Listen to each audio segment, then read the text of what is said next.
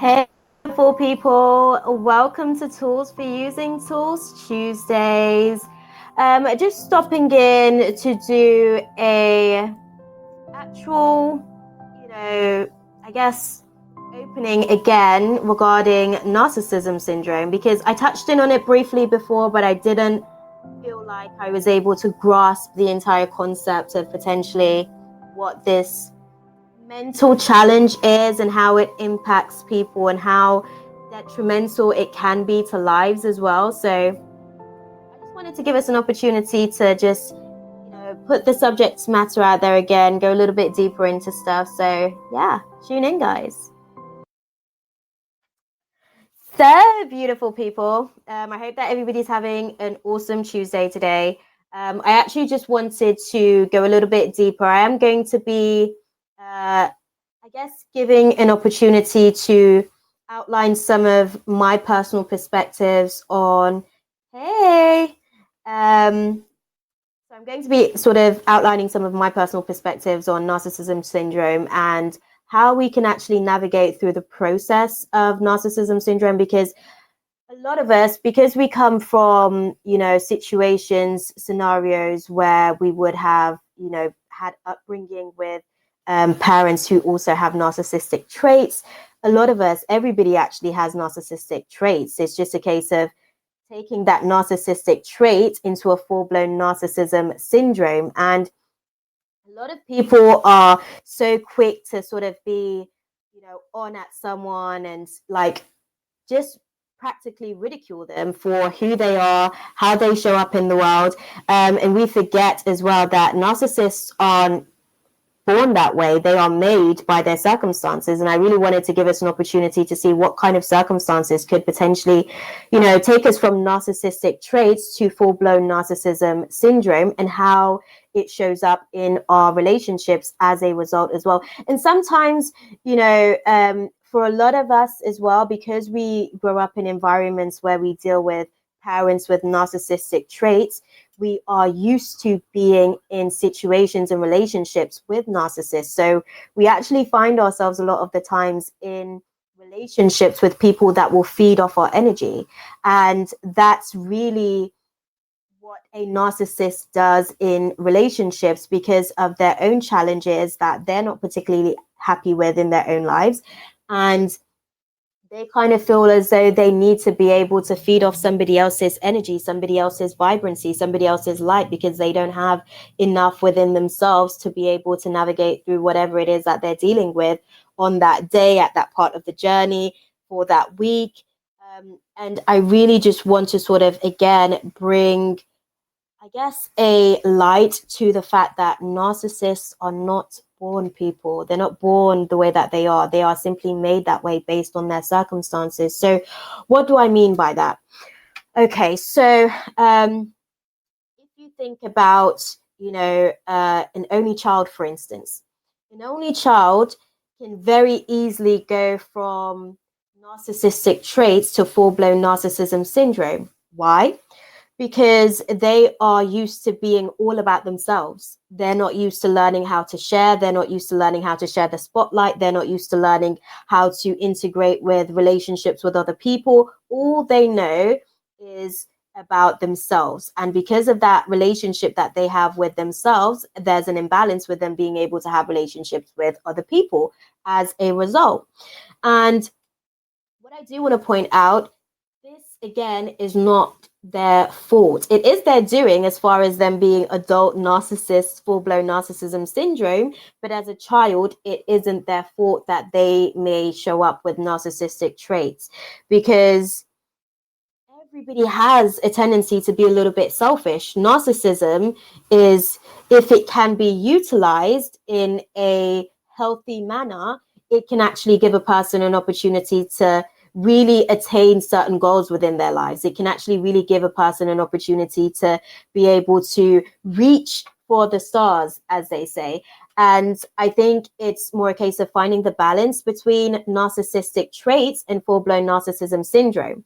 When we're dealing with narcissism syndrome that has, I guess, been triggered due to being being an only child and the upbringing there, it's again down to the parents to be able to assist that child in navigating through the process of their tendency to be a little bit selfish, because at the age of 2, our ego sets in. And at the age of 2, we're not necessarily equipped enough to know how to navigate through our ego, and not necessarily equipped enough to know how to navigate through the challenges of our ego. And that's where the parent comes in. There are little telltale signs that one can see as a parent when you're dealing with your child who, I guess, does have the apparent narcissistic trait. And you hear people say all the time, terrible twos, as they call it. Well, there's a reason why they call it the terrible twos, because at this point, the child has now a ego which is developing. It's now getting a sense of itself. It's now getting a sense of its own personal identity. It's now getting a sense of potentially who it will become as it navigates through life. And when you're in that space as a child, you are literally looking to the adults around you for guidance. You are a sponge, and you're waiting for these adults to be able to guide you in the right direction. You're waiting for these adults to be able to guide you in the path of least resistance for yourself, to be able to be the very best person that you can be, to be able to be the kind of person that you want to be able to show up in the world as. What will tend to happen, it's not just for people that, are dealing with only child circumstances. This could very easily happen to somebody who is triggered based on their circumstances as a middle child, for instance, somebody who is a first child, for instance. It's all about sense of entitlement. And that's when narcissistic trait goes to full-blown narcissism syndrome. And we kind of have to know our boundaries and know the lines and try not to blur the lines so much. And it really does impact us in our adult lives, how we're able to actually navigate through the process of those narcissistic traits. There would probably be, we've got 6 people sort of online listening. I'm sure that the curiosity that piques the senses for the people that are listening is because they felt at some point or another, they have come across a narcissist in their life, or they have given themselves to situations where they felt that, my doubt was speaking up. I knew that this person wasn't necessarily the best situation for myself, but I continued to give this person, there we go.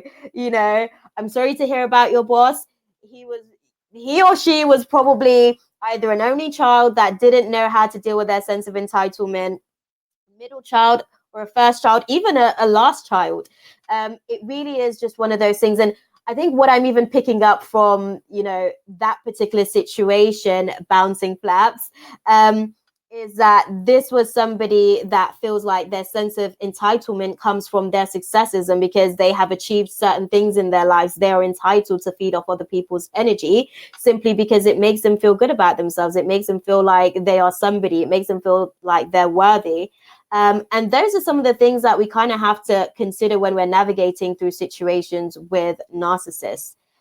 We kind of have to bear in mind what are some of the circumstances that would make a person show up in the space of our environment from that kind of reflection of themselves. And what is it about us that is potentially sort of giving the impression to this person that it's okay to actually be in a situation where they can feed off us? Because that's what narcissists do. They feed off our energy. And first, we kind of have to learn and see how we actually show up in the world. And are we somebody to be a people pleaser? Are we the type of person to continue to put other people's feelings before our own? Are we the type of people to be able to basically put ourselves in situations where we're in very compromising situation just for the sake of somebody else's comfort? Those are basically the things that a narcissist will see. They will pick up on it. It's almost like a signature within your energy that they read. And once they read that about you, guess what? They know that you are the perfect culprit for them to go and feed off. Why? Because you're not going to be resistant to what they're trying to do, which is appease their own ego. They're trying to stroke their ego. And what you're potentially going to be doing in that space is, again, stroking their ego without you even realizing. A lot of us deal with situations. I like that particular example there, Bouncing Flaps. A lot of us deal with situations where we deal with narcissistic bosses, for instance. When we're dealing with people in those types of environment, it's always helpful to ourselves to be able to identify that we are doing a service for each other. Without my service as an employee to your business, you are then at a, how can I put it? We're both doing a service for each other, basically. What happens in those types of dynamics is because we want to basically keep our jobs. We feel like, the boss is doing something for us by us being in that situation. So a lot of the times we'll basically sort of take on maybe some of the stuff that they might say or do that may leave us questioning ourselves, may leave us questioning, who am I? Like, why would I stand for this situation? In other circumstances, I wouldn't actually put up with this situation, but because I need to make sure that my bills are paid, I need to make sure that this next situation a week from now, a month from now is sorted, I'm putting up with this situation. You kind of have to honor your own feelings in the space. And that's one of the very biggest things that one can ever do for themselves when dealing with people that tend to have narcissistic traits. Okay, so Kipper says that I'm in the process of divorcing a narcissist. The amount of lies and unpleasantness is unbelievable.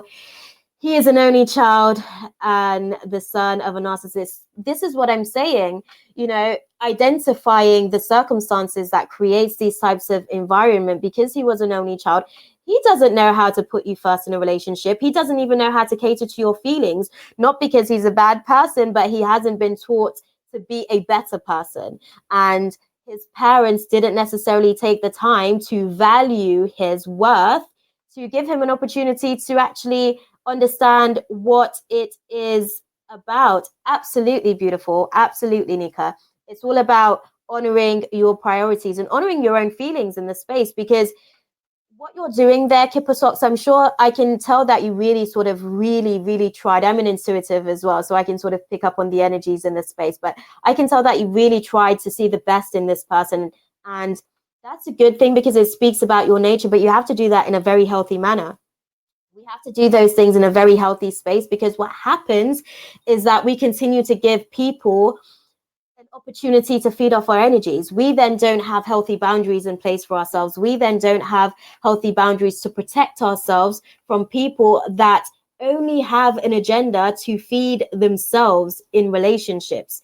And what happens in those types of spaces is that we find ourselves being completely depleted. Our energy goes because we are literally being taken in. We're being absorbed and sucked in by other people's creation, and it's whatever they want to do for themselves and how they want to show up in the world. Do narcissists believe a similar problem they share is worse than your own? Absolutely. That is always the case. They are always, telling a story from woe is me. Nobody else has a situation that's worse than mine. Even if you guys are sharing the exact same circumstance, they are going to tell you that their story is a lot worse. And that's because they have this victim mentality. They have this victim sort of approach to dealing with situations. And because of that, they are going to harness your energy. So again, because they have this poverty consciousness, it puts them in a point when they are feeders to the situation. They need to feed their energy of lack of self-worth. They need to feed their energy to be able to build their ego up. Once you break away from one, it takes time to rebuild you. Absolutely. Do you know why? Because how can I put it? They start to make you more of who they are.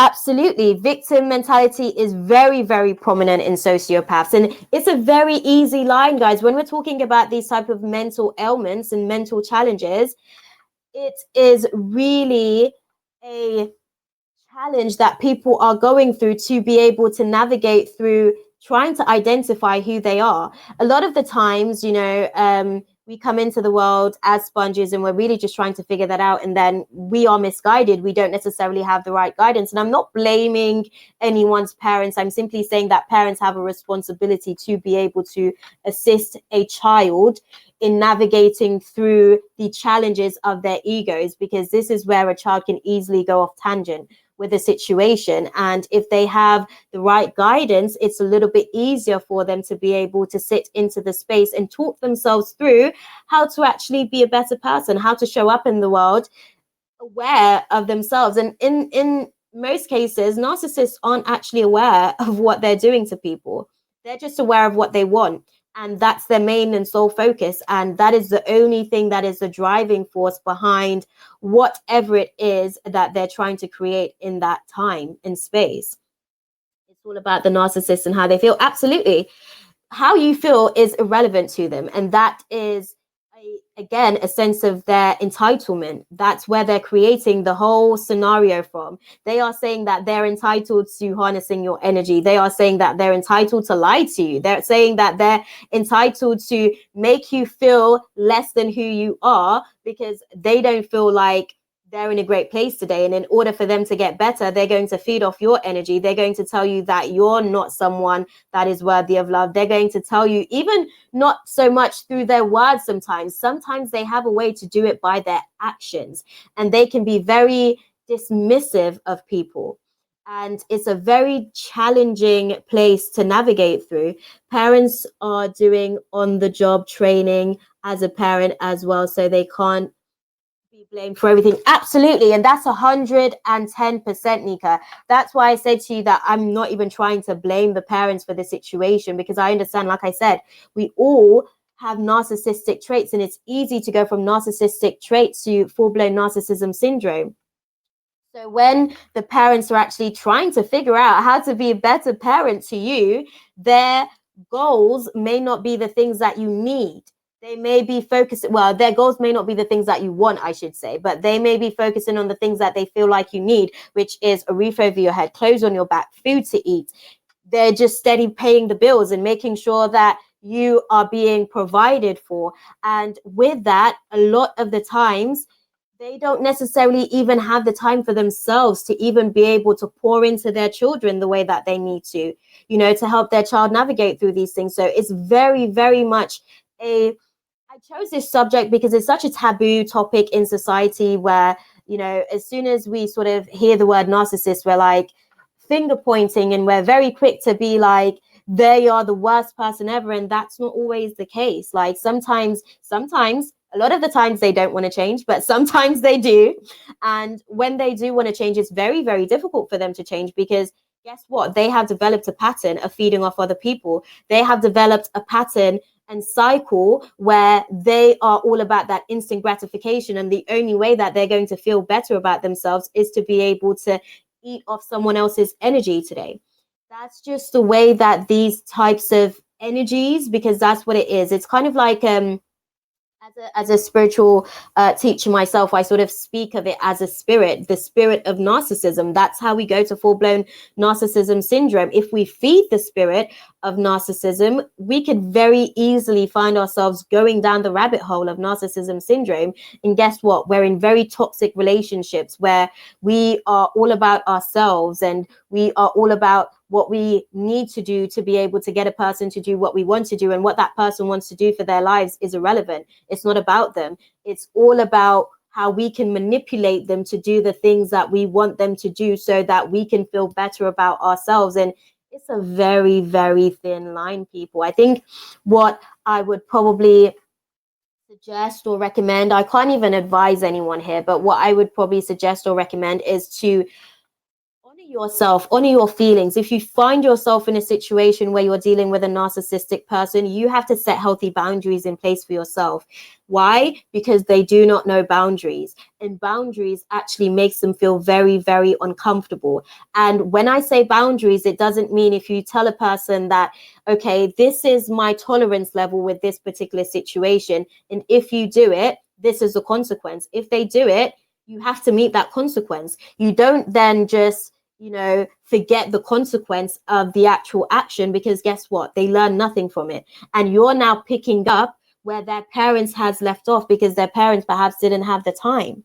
They didn't have the patience, they didn't have the security to be able to do what needs to be done. Nika, it is. Have you talked about sociopathic behavior as well? Sorry, I'm here. That's okay, beautiful. There are a lot of them that we have not. Absolutely, absolutely. I will. That's definitely a subject that I'd like to even go deeper on, because for a lot of us that are dealing with, how can I put it?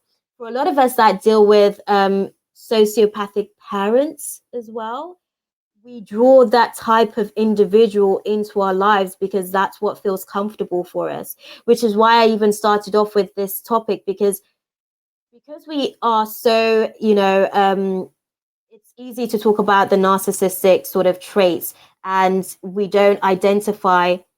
They're not all murderers. They're not all murderers. And I do have to say, when it gets to a place where they do not know the boundary between, life and death, again, they have passed the point where they could have been helped, and now we're having to get them back to a place where they're going to have to go through so many different shadows to be able to get back to a safe place within themselves, because now they're going to have to channel through the spirit of guilt, because they're going to carry guilt when they come down from that, event where they've realized that they've actually taken another person's life.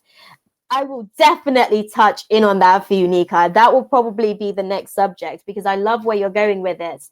I don't think that many people realize that they are dealing with sociopaths or narcissists until they are out of every. Absolutely. And I think what I would say, okay, so what I would, I guess, recommend as telltale signs of you dealing with a narcissist, if you are talking to someone, okay, and you are telling them about your day, and they instantly make your story about them, this is somebody that is very much, how can I put it? They have a very blurred distortion of who you are versus who they are in that experience. So what I mean by that is, you are having a conversation so that you can, I guess, express what you're kind of navigating through. And instead of you being able to be received in that space, you're not being received. They are literally just trying to pass the time so that they could get their opportunity to let you know how they feel, and they're going to take it as an opportunity to offload themselves and offload what they've got on their chest going on. They're not really the type of people to be empathetic, and that is the key word here, Nika. Thank you so much, beautiful spirit. That is the key word here. When we're talking about, empathizing, that is something that a narcissist is not familiar with, especially a narcissist that is used to, again, if their circumstances is created from only child syndrome, they really do not know how to be empathetic. And if they are, they're also fake about it. That's another thing. You can always pick up on if somebody is fake about their empathy towards you by literally just reiterating whatever it is that you've just expressed to them. So let's say you're telling somebody about your day and you've just experienced, maybe you've had a little, I guess, challenging situation where you almost got hit basically by a car. They will then start talking about the time that they got hit by a car and how significant it was for them. And if they don't do that, a lot of the times when they're being fake about it, how you can tell that they're being fake about it is when they're like,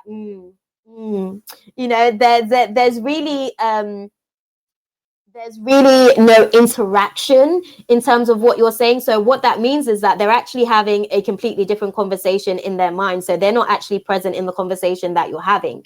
They're actually interacting, having their own thought patterns flowing. And when you say fake about it, a lot of the times they don't even know how to actually empathize with you. They don't know how to actually be present in the moment to feel how you may have potentially felt in that situation, because they themselves don't know how to feel about other people's feelings. It's just something that makes them very, very uncomfortable. That's probably what I'd say. It's just something that they're not comfortable with. The issue with narcissists is that they are often very charming Absolutely. Will buy you gifts, but have the ability to make you. Absolutely.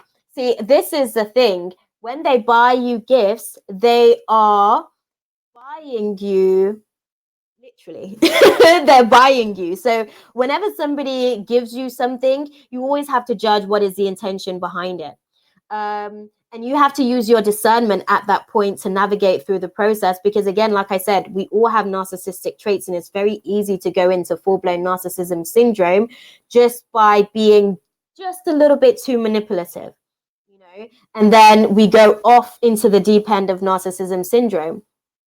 When somebody buys you a gift, absolutely, it's in our nature to naturally accept. But if it's somebody, for instance, okay, so if somebody has done something wrong to you or something that you haven't been best pleased with, and they have bought you a gift to be able to make it up to you, they are buying your forgiveness. And that it doesn't work that way. Forgiveness has to come from you being able to acknowledge and process the fact that maybe they do genuinely feel sorry for what they have done. Maybe there is some sincerity and they have actually learned a lesson for what they have done. And now they are going to take an opportunity to do differently, because when you know better, you're supposed to do better. And that's not always the case. When somebody buys your affection or buys your happiness or buys your forgiveness, they have expectations, and rightly so. They have just placed a value on your forgiveness. They have just placed a value on your acceptance. They have just placed a value on your sense of entitlement.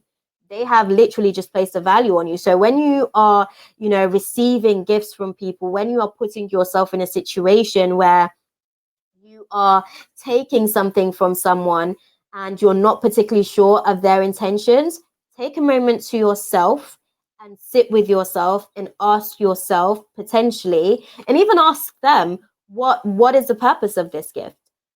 And then you have to read between the lines, with their response, because their response will give you some sort of indication of what their real agenda is with the situation.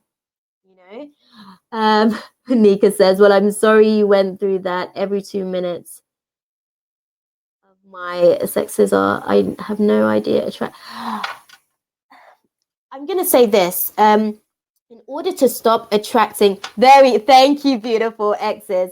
In order to stop attracting narcissists, and in a lot of cases, females will attract narcissistic men a lot of the times. Men have a tendency of doing it too, but it stems from your relationship with, if you're a female, it stems from your relationship with your dad.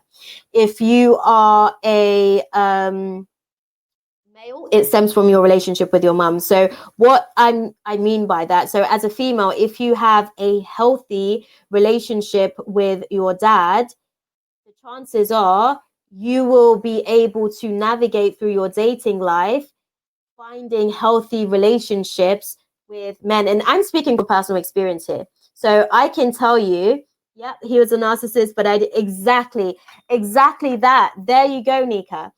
What happens is that with you not having that personal connection with your dad, what transpired is that as a child, you learnt the pattern and learnt the cycle that it's okay for you to be emotionally abandoned, basically. Absolutely.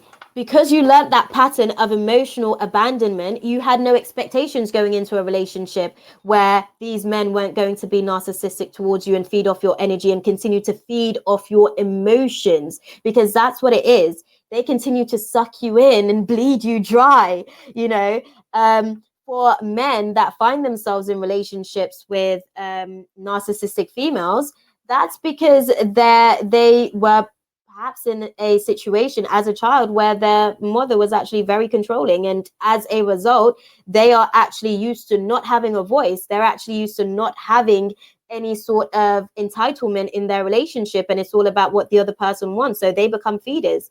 They just want to feed the other person's expectations. They want to feed the other person. They want to make the other person happy, and that is their only desire and intention in life. And when we're dealing with relationships where we're navigating through narcissistic people with narcissism syndrome, it's a very challenging relationship to navigate through. Why? Yeah, that was my life.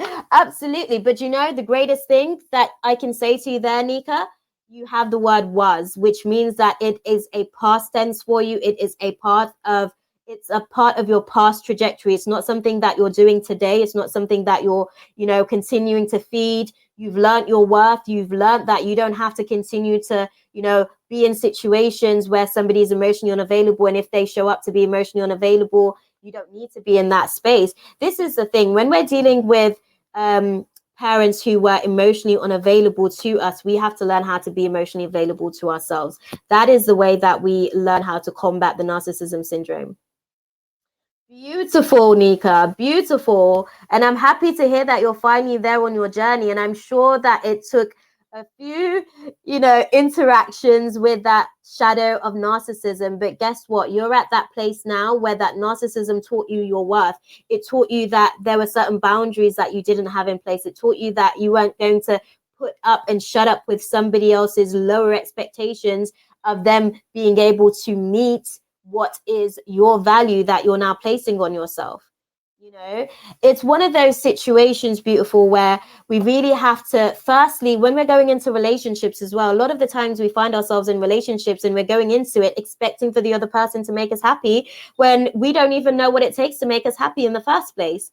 And if we do not have a good, that's beautiful. I think gratitude is one of the best vibrations of positivity that you can ever put out into the universe, because it permeates and brings you more to be grateful for. And I'm glad that you took the time to sit with yourself and learn your own value and put your own worth on yourself as you navigated through that lesson. And guess what?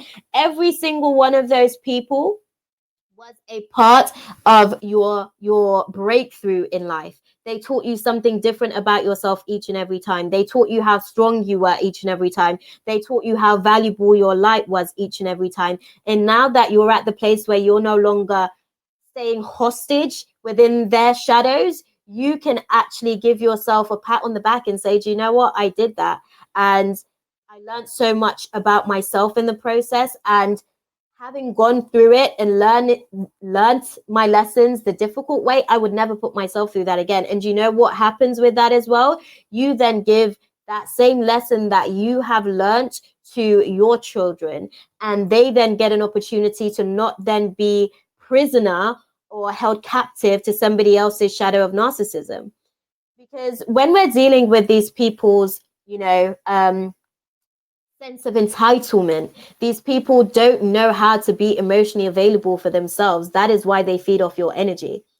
It's actually they're more like stuck at a certain age in their lives. So the best way that I can put it, psychologically, even though they're absolutely beautiful, absolutely, Nika, even though these narcissists would actually be grown adults, technically they're like maybe 3, 4, 5 year olds on a psychological level. Why? Because that is the age that they're still stuck, and they want things to be done their way, and they will do whatever it takes to get things their way. And they will lie, they will deceive, they will cheat, whatever it takes for them to feel good about them being able to get things done their way, they will do so. And what we have to do, we have to be emotionally intelligent enough to read between the lines. When somebody, does something that is against our best judgment for ourselves, we have to be able to vocalize and speak up. Because if we don't, guess what? We're telling that person that it's okay to treat us like that. It's okay to treat me like less than my worth. It's okay to make me feel as though there is no value within myself. And again, we have to go back and address what kind of relationships did we have in the foundations that built us? What kind of relationships did we have within the home? Because guess what? People that are narcissists have imbalanced root chakras, they have imbalanced crown chakras, and they also a lot of the times have imbalanced solar plexus. And I don't know if chakras is like a new word in the room, but again, for the people that tend to feed these narcissistic spirits within people, they also have an imbalanced root chakra. They also have an imbalanced heart chakra. What I mean by that is that they don't know how to set healthy boundaries in place, how to protect their heart.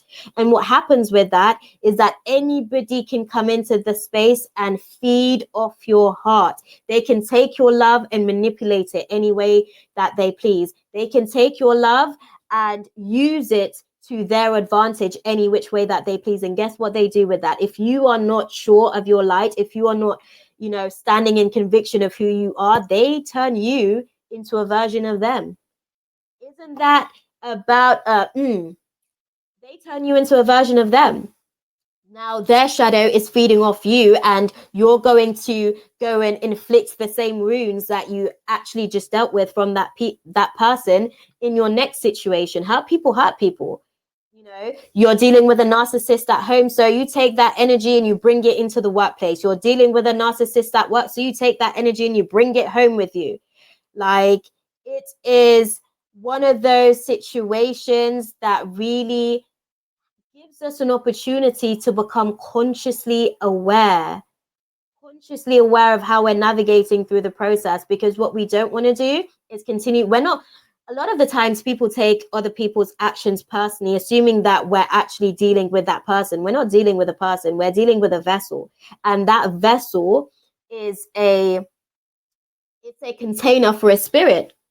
So we're not actually even dealing with that person. We're dealing with spiritual warfare, and we actually have to understand what tools. This is why it's called Tools for Using Tools. We have to understand what spiritual warfare tools we have for navigating through these spirits that show up, that are trying to feed off our spirits, because they want to be able to get an opportunity to feed off our light. And I explained to, someone earlier today, like, somebody who is going through, who has full-blown narcissism syndrome, they don't want to be with another narcissist. That is not fulfilling for them. Why? Because that person is also equally emotionally unavailable for them, just like they're unavailable for themselves. So what they're going to do is find the brightest light, the person that is able to love the deepest, the person that is able to give the most unconditional love, and they are going to feed off that person and deplete their energy, and they're going to put that person in a place where they are actually questioning their light. They're questioning, should I even continue down this path? And what happens in a lot of situations when we get broken by our narcissistic relationships with people is that we find ourselves putting a wall up. We find ourselves putting a guard up, and we're not even the same people that we go into the relationship as. Bit by bit, they chip away at our personality. Bit by bit, they chip away at our character. Bit by bit, they chip away at who we are. And we have to go through a process of actually finding out more about who we are, why we're here, what we could potentially learn from this situation. With every given, answer me here, Nika, with every situation that you dealt with those narcissists that you dealt with in your past, did each of them teach you that you are feeding them in different ways? Because guess what? That's what happens. You deal with a narcissist, and then you finally get to your senses and you leave that situation. And if you don't take the necessary time that you need to heal, you bring another narcissist into your space, and they will show up differently. They will they will shapeshift. And it will seem like, oh, this is someone that's different. This is someone that's far better than anything that I've experienced, for the first 2-3 months. And then give it 6 months later, you're dealing with someone completely different. That's what happens a lot of the times. And I think people have to take an opportunity to really just understand that we're all here on our own journey. We all have shadows, like the shadows that we share. Absolutely. The next one that shows up is going to be different to the last one that you encountered. Why? Because you already learned how to navigate through that pattern with the last one. It's not going to show up again in the same way to you. 4 months in, and I was like, yo, what's going on? That's what happens. That is what happens. There's like a 90-day transition period when you go into any relationship. So the first 90 days, you're not actually seeing the person for who they really are. You have love goggles on. You have this whole rose-tinted glasses on because you want to see the best of the situation, because you're hopeful. Now, when you take those glasses off, you really get to see a person for who they truly are. And that's when you're able to make a decision as to whether or not, okay, is this a safe environment for me to be in? Is this a safe place for me to invest my heart? Is this person going to safeguard my heart? Or are they going to be someone that's going to eat away at the last little energy that I have to the point where I'm completely depleted? That turnaround time for me was quick. So the first one lasted 8 years. This one was 4 months. There you go, beautiful.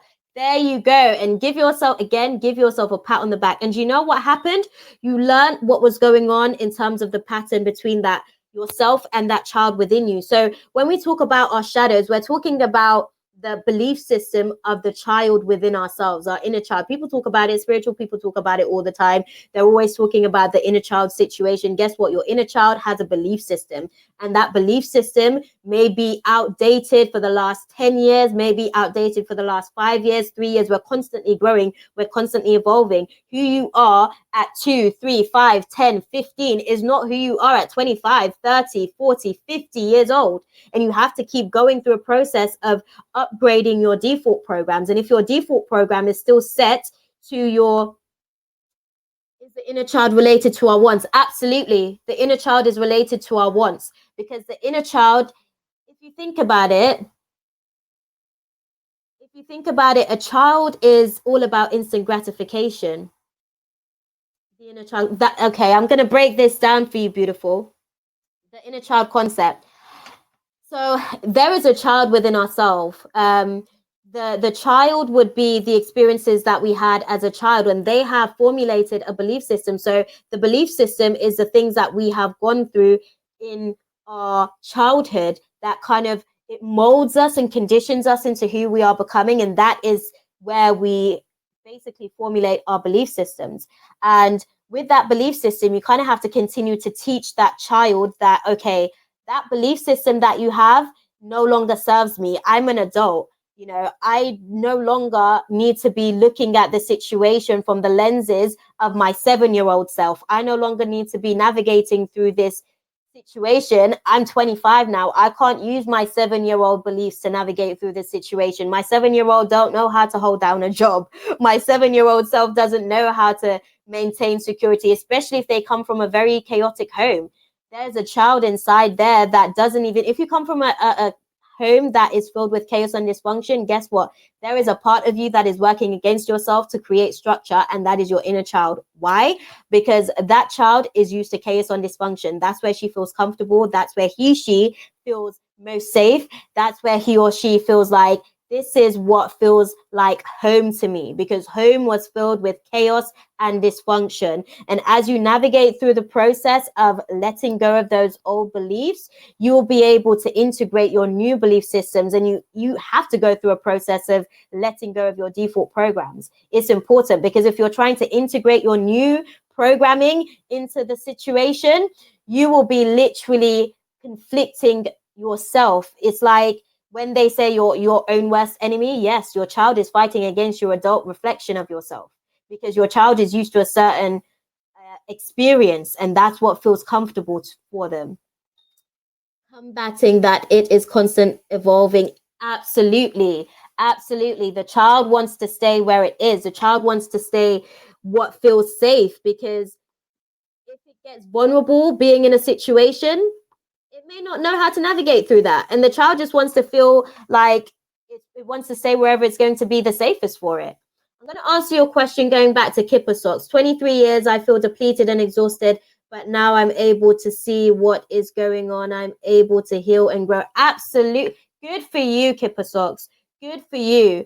I think what I would say, like, when we go through certain situations in life, it only makes us stronger. And I know that sounds very cliche, and it sounds like, you know, the norm for people to say, but it does make us stronger, because one, we learn who we are not in the process of going through some of those battles and those lessons and challenges.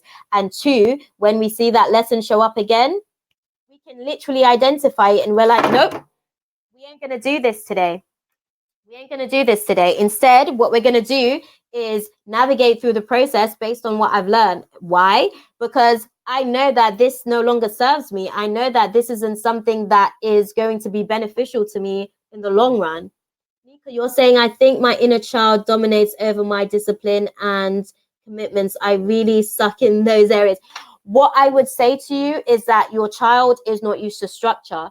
So kids don't really like being told what to do. You're dealing with the spirit of rebellionism. So you kind of have to navigate through the spirit of rebellionism that is kind of holding dominion over her. So you basically kind of have to go through a process of learning how to do things that you don't want to do, and that will teach her how to become a little bit more disciplined. And in the process of doing that as well, if she didn't, okay, so question to you, I might be getting personal here, Nika, but did you mention that your dad wasn't necessarily sort of like around a lot, so she doesn't really have like a fundamental structure situation in place, so that would be very, very uncomfortable for her. But did your mom have like a consistent partner? Was there some sort of structure there, just so that I can get some insight into seeing maybe how her thought patterns are impacting your ability to manifest at the minute? Because these things really does affect us as adults, guys. We think that when we're children, we just kind of go through the motions of things. We get older, life goes on, it continues, we get over stuff, and that's all it is. It doesn't work like that. What happens is that we get older. That's definitely true. We do get older, but we don't always get over things. Sometimes we're carrying the baggage of those things as crosses on our backs, and we don't even realize that we're carrying those crosses. Why? Because we do not take enough time to sit with ourselves to honor how we feel in that moment. We're too busy telling ourselves life is going on, life is moving on. We just kind of have to suck it up and keep it pushing. That is not okay, because what you're doing to yourself in that situation is basically doing to your child what everybody else did to your child, which was not take accountability for teaching your child how to value itself and how to value and honor its feelings. He died in front of me when I was 3. My mother never commented or committed to anyone else, I think is what you mean. She had one friend. That's it. I think, yeah, no, I get that, beautiful. I think I take after her because the only thing I commit to is my career.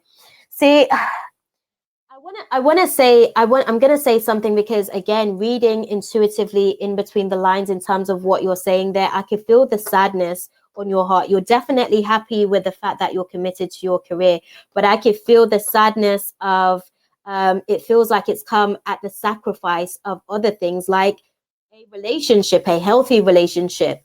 You kind of have to go through a process. Yeah, no, I could tell, Nika. I could tell by the way that you formulated that sentence. What I'd say to you, beautiful, is firstly, take some time. Because what I would say to you is that you're probably not even at a place where you could go into a relationship and do a healthy relationship anyway, simply because of all of the things that you've kind of dealt with in your past relationships. So you kind of have to take this time for yourself to sort of navigate through the process of your healing. You did an awesome job recently by spotting that narcissist as soon as the transition period was over and removed yourself from that situation. So you taught that little girl how to place value on herself. And I'm sorry to hear, my condolences about your situation with your dad as well, because your dad was basically going to be the person to teach you how to put value on yourself and how to be a woman in relationships towards the men that will come into your life, and how to value yourself in relationships as well. So because of that reason, because you didn't again subsequently have another male role model in your life that showed up to kind of like teach you that aspect of things. This is why we need both divine masculine and feminine. We need the masculine aspect of things and the feminine aspect of things to be able to navigate through the situation. I would personally sort of recommend to you taking some time to nurture 3-year-old Nika, like really nurturing her and fathering her more so than anything else. She needs, how can I put it? She needs paternal guidance. And that is the one thing that will be able to give you an opening and an opportunity to be able to navigate through the process of maintaining a healthy relationship, so that you can let go of her belief on what you deserve in relationships. Because guess what? Because of what you experienced with your dad's passing, I am not. And the bad part is I don't really have a desire to be in any relationship. The only thing that I'm discouraged about is in having children, but I see what you are saying about the 3-year-old me. That makes so. Honestly, Nika, the thing is, right? 3-year-old you is still trying to understand what is going on in her life. And I can tell as well by the way that you kind of like put it across.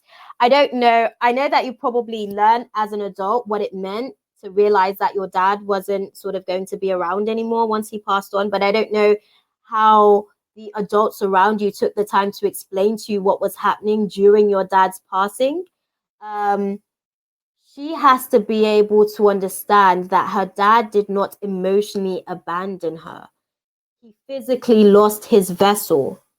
Even, I don't know, I can only speak for myself, but I definitely obviously sort of believe as a spiritual teacher and advisor, I believe that, we live beyond the vessel.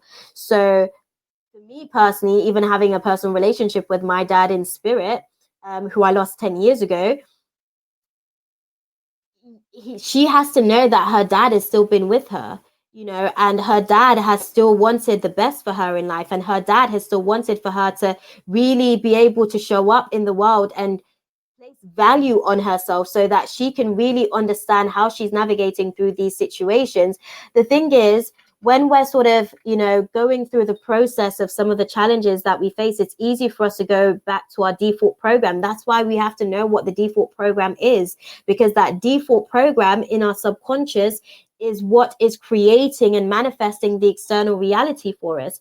That little girl at 3 that dealt with, the situation where her dad wasn't necessarily physically present for her, she is not comfortable in relationships. It's not, particularly with the opposite sex. She's not comfortable in relationships with the opposite sex. It's not something that she feels like is a safe place for her. Why? Because that's not something that she was used to. It's not something that feels comfortable for her. It's not something that feels familiar to her. Well, I honestly don't care about him because of what he did to my mother throughout their marriage. So not really sure about that. I'm going to say this to you, Nika. I'm going to give you an opportunity because I could feel the anger and rage. You're carrying your mother's anger and rage and you're taking that into your relationships. No, you're cool. Honestly, Nika, you're good. Like, you're interactive, so I'm sure it's giving other people an opportunity to learn from their own, I guess, interactions with stuff.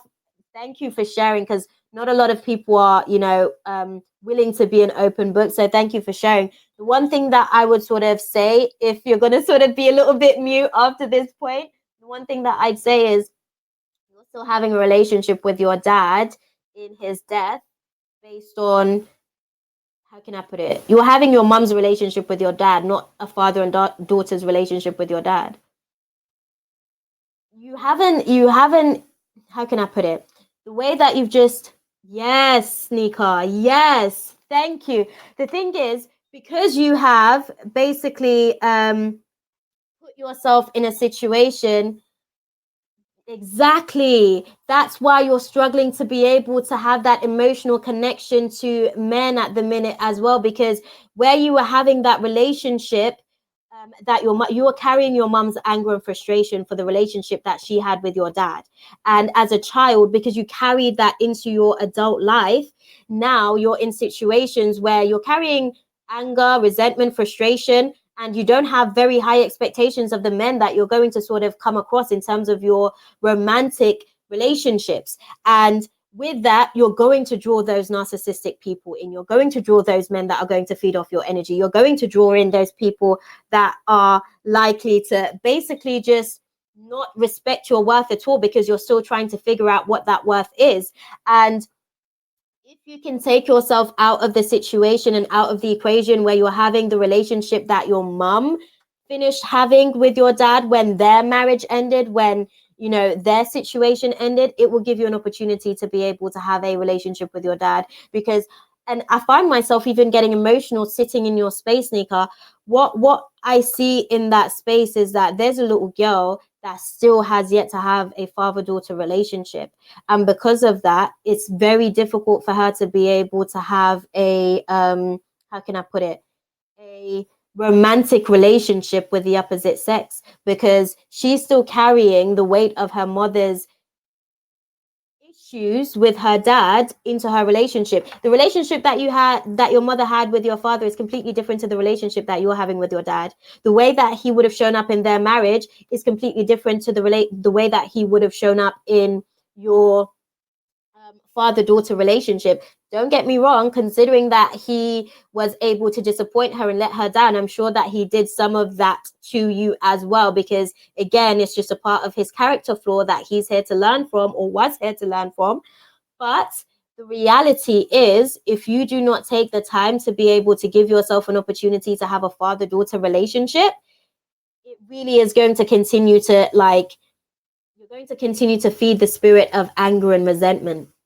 And you're not even angry and resentful at your dad. You are angry and resentful at your partner, as your mother carrying the weight of the relationship that they had. Does that make sense? I hope that makes sense for you, Nika. But honestly, what I'd say to you is give yourself an opportunity to have a father-daughter relationship with your dad, because it will make a world of difference. Sigh, another compartment in my brain that has been created. That's crazy. No, honestly, it will give you an opportunity to be able to navigate through the process to finding healthy relationships for yourself.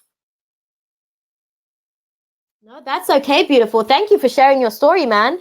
Thank you for just putting it out there and being an open book, and letting us be able to sort of sit in the space. That you're beautiful, you're awesome, Nika. You are awesome. Like, not a lot of people are, willing to kind of be an open book. Not a lot of people are willing to sort of share their story out of fear how it's going to be received by others. So just thank you for sharing your story. What I'd say to anybody out there that is dealing with those narcissistic people that are showing up in their lives, people that are full-blown, narcissism syndrome, really go and revisit your childhood so that you can understand, where did this start for me? Why do I have this cycle perpetuated in my experience? Why does this keep showing up for me? And don't go into that space from a victim perspective, because guess what? You will get lost in the shadow of depression. Depression will hold you hostage, and you have to try and navigate your way through depression. What I would recommend to you is to go into it and ask yourself, what purpose does this relationship serve?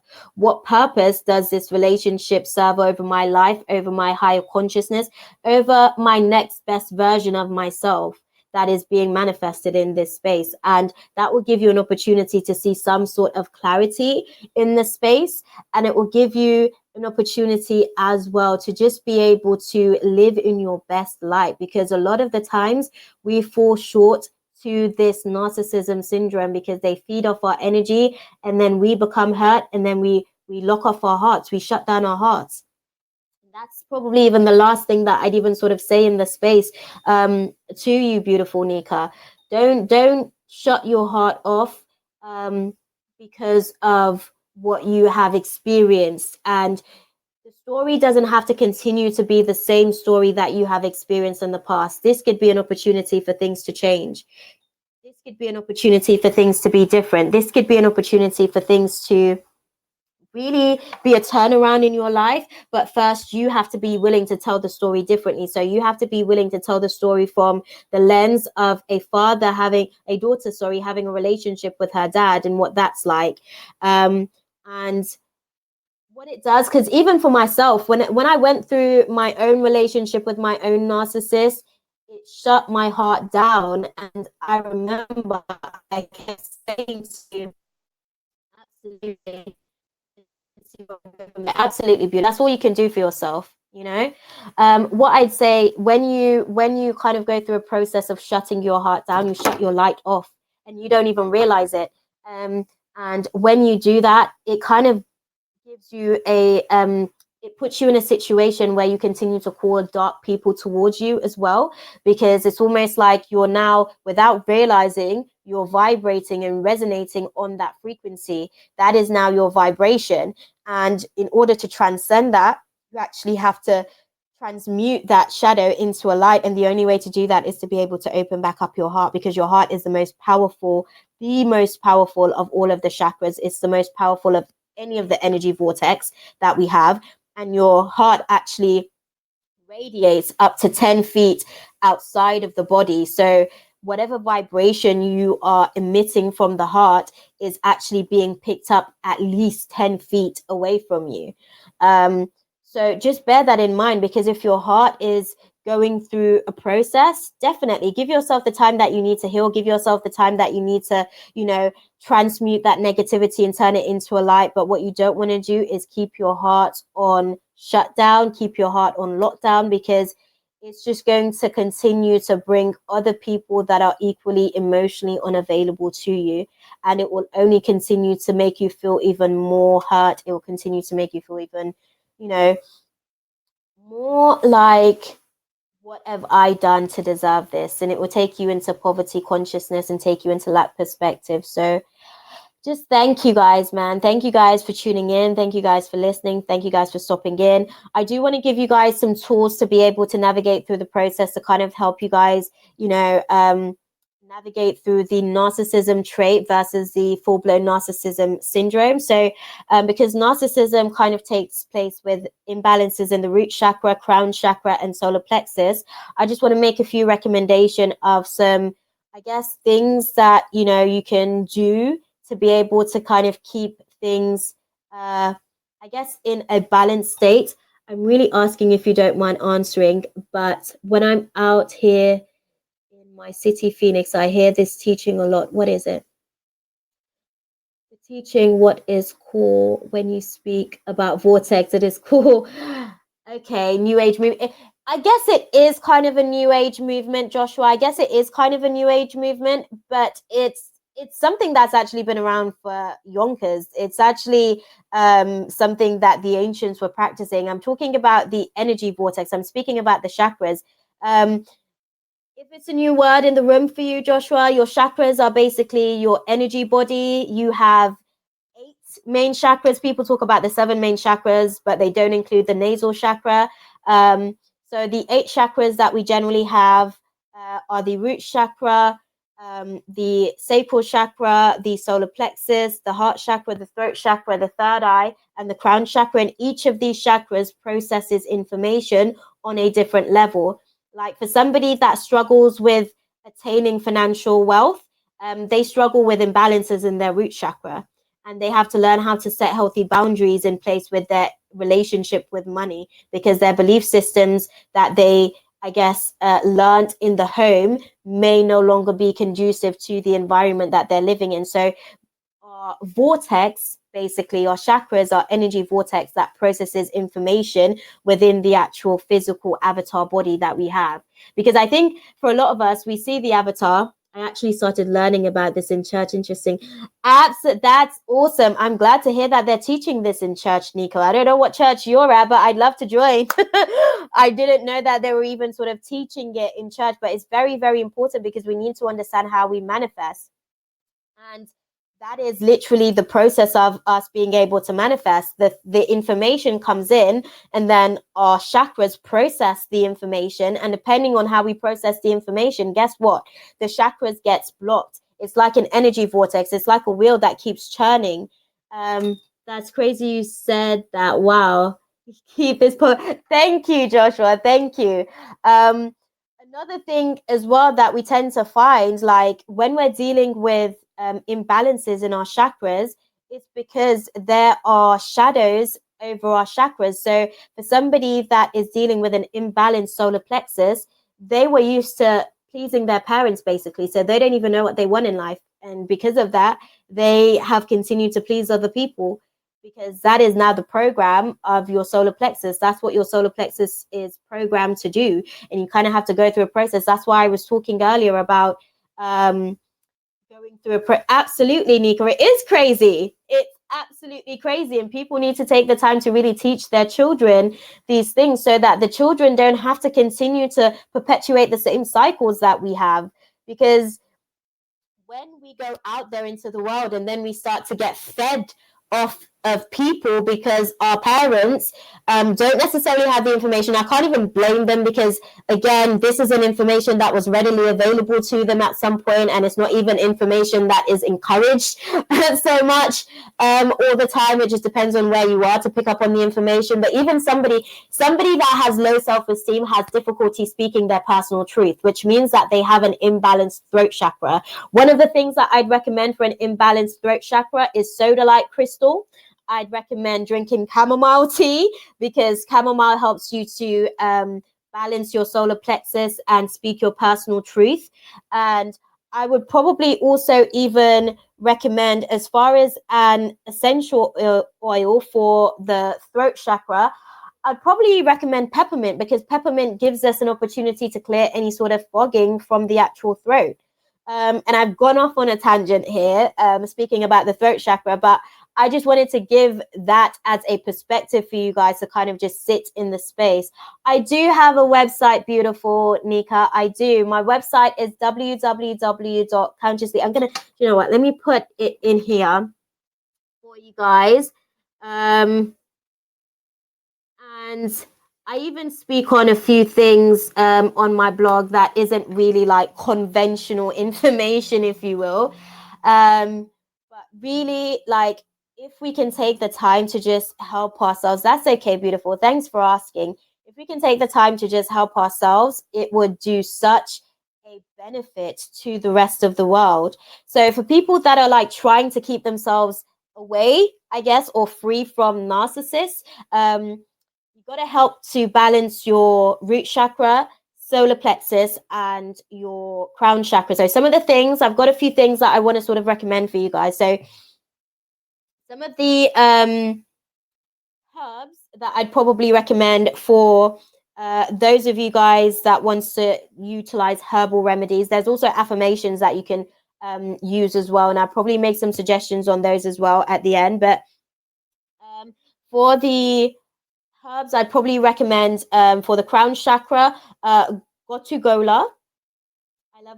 I love affirmations. It's great if you can do mirror work. So if you can stand in front of the mirror and really sort of affirm and confirm the things that you're really trying to sort of put into the new belief system that you're building for yourself, mirror work really helps because it's almost like you can say it until you believe it. And then when it finally does settle into your body, because there's going to be aspects of your program that is going to be resistant to receiving the new program that you're putting in there. And you kind of have to go through a process of like releasing the old programs to be able to integrate the new program as the new default program. So mirror work with affirmations really help to kind of speed up the process of whatever affirmations you're actually trying to utilize to assist you with whatever it is that you're working through.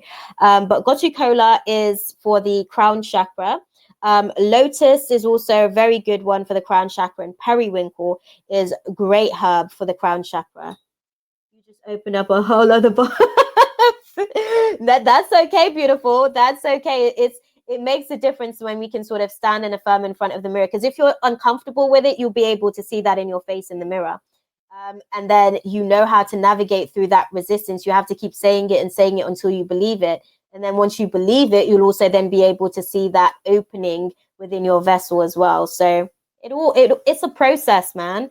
What herbs I'd probably recommend for the root chakra? So sage is always good. You hear people talk about sage all the time, burning sage around the house to just kind of like keep their energy clear. But you could also utilize burdock and dandelion. So you guys can sort of like utilize these as, I guess, teas as well to have for yourself. Oh, I know I'm uncomfortable with it. I don't need to try it to know. Well, now you can stand there in front of the mirror and say it until you believe it. Say it like you mean it till you believe it. And once you believe it, guess what? That is now a part of your DNA, because what that resistance that you feel is a part of your energy that is not comfortable with the things that you're saying. And guess what? That energy is actually a part of your DNA. So now when you go through with it, it will give you an opportunity. If you honestly, once you do that, see how quickly the things that you're working on comes into effect. and then hit me back and let me know how you actually were able to navigate through the process, Nika. I'll be interested to know. But yeah, definitely. For the herbs that you can utilize for the solar plexus, so fennel, chamomile I mentioned, and juniper. Juniper is actually really tasty for me as far as like a tea. Chamomile, I find it to be really nice. Fennel's good as well. So if I do affirmations in the mirror, I'll become part of my DNA. It does. It does. It does become a part of your DNA. So basically, it's like, have you heard of EFT, emotional freedom technique? It's all about, with EFT, it's all about, touching into pressure points in the body and affirming, saying certain affirmations to release that energy from your body as a way to be able to release that from yourself. So for myself, when I first started utilizing EFT and I was doing it as mirror work, I actually, everywhere, as far as the pressure points that I was utilizing, after about a week, I started to get, this is going to sound strange, but I started to get spots in the areas that I was trying to release those energies, which again let me know that the energy was actually being released. Our DNA, because when we say that we are a vibrational reflection of the things that we are conditioned by, that means our DNA is that vibration. So when you are speaking positively over your life, you are alchemizing your DNA, you are shifting your DNA. And a lot of the times when we feel low, that's because, again, our DNA is at a low vibration. That's why we're encouraged to do things like exercise, meditate, drink lots of water. Stuff like that does help to assist us in navigating through shifting the DNA. You hear a lot of people these days talking about DNA activation. These are little things that you can do to activate your DNA. These are little things that you can do to allow for your DNA to be able to, how can I put it, become a higher vibration. And that's what happens when you can put positive words over your space. You shift your vibration, because this avatar, it's a physical vessel, and the way that the avatar navigates is completely different to the way that your spirit navigates through your circumstances. And this is why people are always talking in New Age about the higher self and connecting to the higher self and stuff like that. So you really kind of have to give yourself an opportunity to be optimal in terms of your creating process. And those are some of the things that you can do. Shift your DNA, alchemize your DNA into a positive vibration. And when you do affirmations, that's something that you're doing, because what you're doing, you're basically reprogramming your mind into a positive vibration.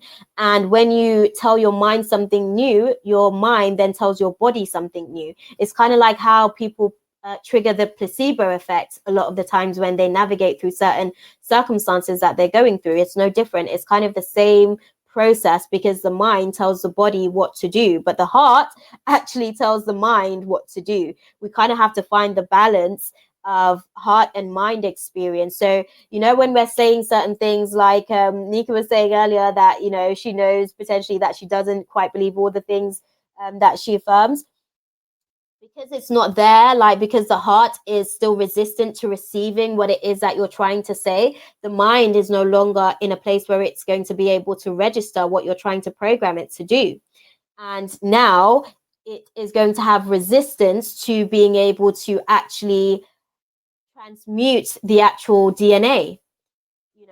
You kind of have to go through a process. You have to go through a process. Get familiar with your avatar. You have to get familiar with your vessel, with your container, and understand more about who you are and how you work as an individual, because every avatar is absolutely unique, because God made us all different. God made us all unique. And I know maybe that's not maybe there are people in the room that don't necessarily believe in the concept of a God, but for me, I couldn't live without that concept of something outside of myself that created me. So in order to be able to navigate through the process of what you're trying to create for yourself, you kind of have to shift your DNA.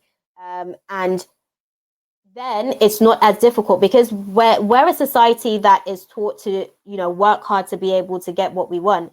But if we shift our DNA, all have to do is be present. We are now the vibrational reflection of it, and all we have to do is be patient. God's bringing it to us. We literally just have to be patient, continue to do the work on ourselves, and it will actually sort of, I'm not saying that it's just going to miraculously come to us. There's definitely little things that we need to do, i.e. continue to shift our DNA so that we can transmute our vibration into a higher vibration, but then we are now a reflection of the things that we want.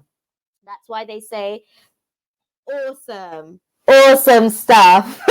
Thank you, beautiful spirit.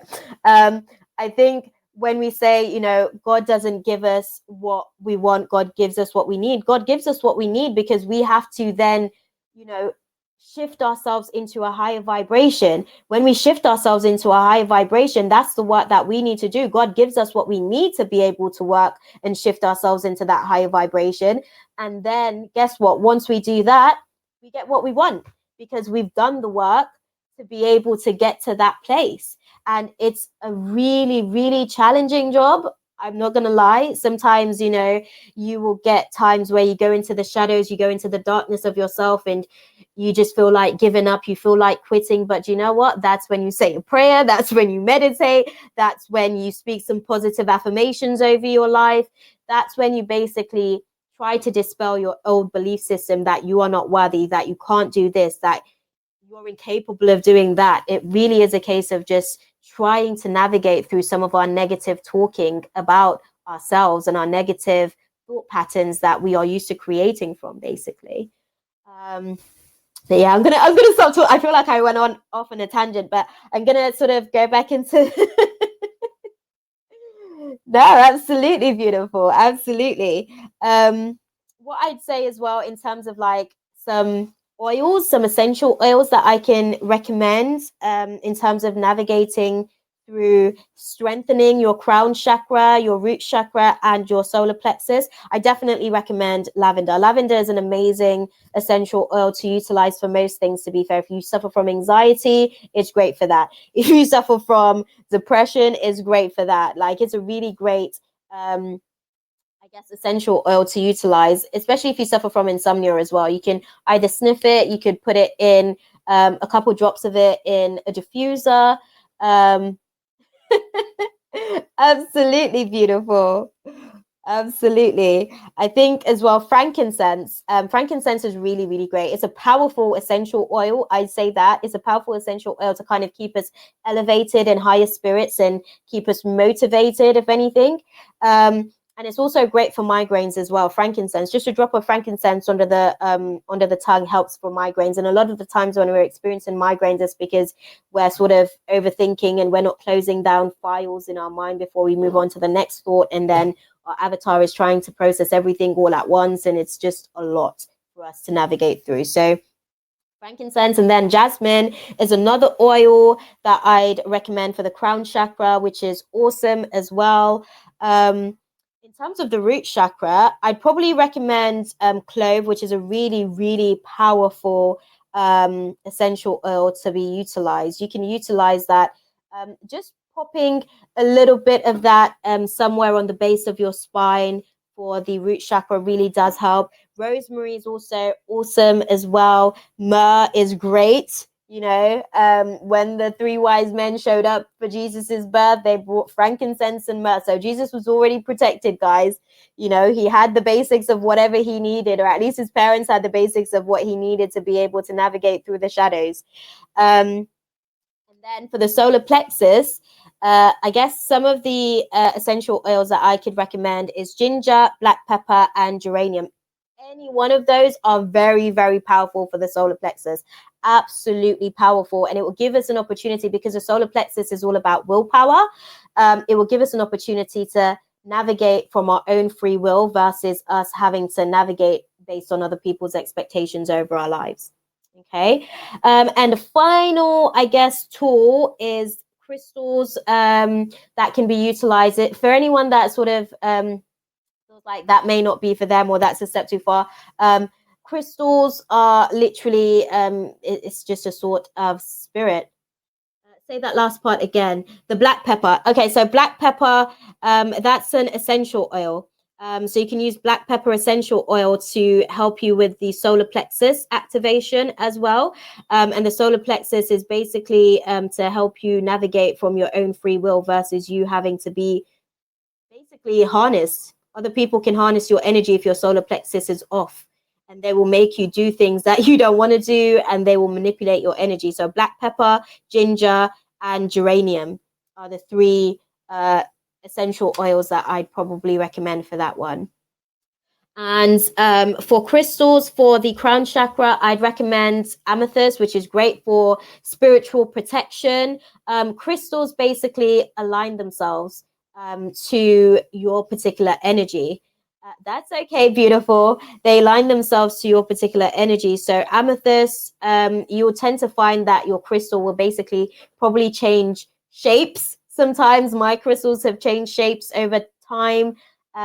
Sometimes when you go through something, I have a protection crystal, sodalite, which every time I go through something major in terms of dealing with a major shadow, every time I take a hit, my crystal takes a hit and it appears different because it's connected to my energy vortex. It's connected to my energy grid. So for those of you that are a little bit dubious about, crystals and what it entails, it's literally just another, I guess, tool that can be utilized outside of your physical vessel to aid your physical vessel in the process of staying spiritually protected. Because like I said, we're not just fighting people here. They're just the vessels being used for the spiritual warfare that we're up against. So amethyst is for the crown chakra. Clear quartz is also very good. And black tourmaline's very, very awesome for psychic protection as well. Sometimes, people are very negative in terms of their patterns, and then they're sort of sending you those negative thoughts and projecting those negative thoughts over you. Black tourmaline's absolutely great for that. Great psychic protection. Two crystals that I probably recommend for the root chakra are red jasper and garnet. Red jasper is really, really amazing for keeping you balanced in your root chakra. And it goes through a process as well of sometimes if you're like really connected to your crystal, it will change color. So it might go deeper in terms of the red, which lets you know that your root chakra is actually becoming more balanced and it's becoming more activated, which is always a nice sort of signal for us. And then for the solar plexus, I've noted down citrine and tiger eye. Citrine's a great crystal. It's very good, again, to just keep us in that place of navigating from our free will. And it also helps us to balance not just the solar plexus, but also the sacral chakra as well, which is sometimes a little bit difficult because we are navigating through the spirit of lust here. So sometimes the sacral chakra, which is connected to the reproductive system, can get thrown off when the spirit of lust kind of shows up. Which, by the way, guys, if you guys haven't already done so, I'm going to put my my IG, my Instagram in the chat so that you guys can actually connect with me, because I do daily oracle guidance on my Instagram TV, and I literally just put it out there about Sunday. So Sunday we're going to be navigating through very, very difficult energies with the solar plexus chakra, and I could just feel the energy with what was put across when I was actually doing the reading. So if you guys are interested in stuff like that as well, just connect with me. The second one, because I think I was like trying to think and type at the same time, so I didn't get the spelling all the way right. But yeah, Consciously Connected is my IG, and you guys will be able to get daily guidance. I even do, like, today is tools for using tools. I did a scripture of the day today as far as the oracle guidance, because sometimes, we can do as much meditating, we could do as much affirmations, we could do all of that, but sometimes a good prayer and a good scripture is the only thing that can save us from the day that we're going through. So just stay strong and keep the faith, guys. I think I will give one affirmation probably for each, and these are just coming off the top of my head. I'm just going to see sort of like what my guides, what spirit wants to say. As far as the affirmations, I'll give one affirmation for each Thank you, beautiful. One affirmation for each of the chakras. So, for anybody navigating through imbalances in the root chakra, because the root chakra is responsible for our personal identity of self, and we're navigating through the Aries full moon energy at the minute. I also do astrology as well, so you'll be able to sort of connect to all of that information on my IG. The affirmation that I'd probably sort of put across for you guys is, I am who how can I put it? I am who God says I am, not necessarily who others say I am. And I think I want to sort of like put it across in that regards, because a lot of the times we keep saying that we are a certain way, and as soon as somebody else comes in and tells us and calls us out of our name and takes us out of our character, we forgot who God said that we were. And then all of a sudden we're downward in a spiral of just complete deception, where we're lying to ourselves and the people around us. We've lost ourselves in that moment. So that would be my affirmation. Anybody struggling with root chakra activation, I am who God says I am, not who other people say I am. Because sometimes people can be speaking from the spirit of jealousy and the spirit of resentment, the spirit of frustration. They're dealing with their own shadows. So you kind of have to give yourself an opportunity to live in your light of God, and God's always speaking from unconditional love over your space. I guess a affirmation that I'd recommend for anyone dealing with the solar plexus is, I do what I choose to do, not what others want me to do. Because it's so difficult for us sometimes to not do the things that people want us to do because we feel guilty, and we have to let go of that spirit of guilt, because we don't feel guilty when we do the things that we don't want to do. We just feel angry with ourselves that we did something that we didn't want to do. So let go of the spirit of guilt and affirm and confirm for the solar plexus, I do what I want me to do, not what others want me to do, because it's just going to keep us conflicted with other people harnessing our energy in the process, guys. And I guess as far as a affirmation for the crown chakra that I can recommend, one affirmation that I'd probably recommend for the crown chakra, I ask for God to show me who I am in his light and reflection, because sometimes God is showing us who he thinks we are, and then we go off on a tangent with our ego, telling ourselves that we don't want to be that person and we don't want to show up for ourselves in that way because we don't feel worthy. And sometimes what we want for ourselves is very minuscule and small in comparison to what God wants for us and what God sees for us. And we kind of just have to be open to the process of what God's creating for us in order for it to actually come into manifestation in our space. That's why we have to be open to receiving our blessings. And if we're not open to receiving our blessings, guess what? You continue to be resistant to what is rightfully yours, and you're your own worst enemy at that point. Okay, so I'm gonna love you guys and leave it there for you guys. Just thank you guys for sort of stopping into the space and giving me your time and sitting into the space with me. I hope you guys have an awesome week. I hope that you guys have an awesome Aries full moon transit. That probably means nothing to some of you guys in the room, but honestly, I really do mean it, because it's going to come with its own challenges. We do have a lot going on for us astrologically. God is putting us through the test. Thank you guys, man. Just thank you. God's putting us through a test at the minute to just ask us, are we really who we say that we are? We've gone through 2019 and we've done so much growth, and we're going through the final tests at the minute. Between now and the end of the year, we're going to go through the final test. And show up for yourself, guys. Show up and show out, and let God know that you believe in yourself the way that God believes in you, and show all that growth and progress that you've made throughout the actual year of 2019. There's no need to fall back into old patterns. Why? Because you learned in 2019 that it no longer serves you. You learned that God loves you unconditionally, and you're ready and willing to love yourself in the same light and likeness of yourself. And just continue to do what you need to do for yourselves, beloveds. 110%. It makes a difference in terms of everything that you need to do to be able to navigate through the process of all that's to come. You know, I think what I'd even sort of leave you guys with is just a final, how can I put it?